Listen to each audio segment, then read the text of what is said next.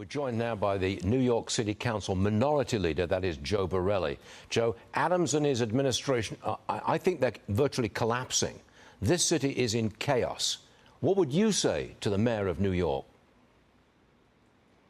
Look, I am shocked to start there. I mean, this hasn't happened ever in the history of the city of New York. We've had 110 mayors. We've gone through Tammany Hall, Boss Tweed, all the characters of the 1920s and 30s, and still he's the first mayor to be indicted while in office. Now, I just read the indictment in part. It's not a terribly strong case, so I'm not going to call for his resignation at this point, because as C.B. Cotton just pointed out, the resignation would actually trigger a far more liberal and progressive acting mayor to take over the city, and would probably set up a far more progressive candidate to go on to win the general election. So if you're wondering why the Republican leader is not chomping at the bit at this happenings, it's because this only gets worse for New York City.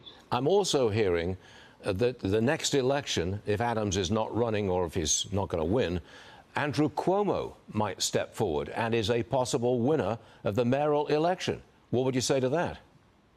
Yeah, I mean, he's been telling everyone he's not running, so the only thing I'm certain of is that he's been thinking about running. I mean, this is someone who puts his finger in the wind and uses that little breath of air on his finger to make every judgment possible. I think he sees it opening, and he's going to need a fairly wide opening, given the fact that so many of his own employees over the years in the state government were indicted and convicted on corruption charges, in addition to all the sexual harassment charges the Attorney General found against him.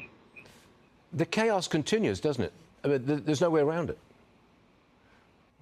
No, and it's not going to get better anytime in the near future. This won't be settled in New York until really the general election that'll take place in November of 2025. That's when we'll see a mayor, whoever that may be, take over for a full 4-year term and hopefully come up with an agenda. Yeah. Again, I just fear that this is an opportunity for the left more than it is the center.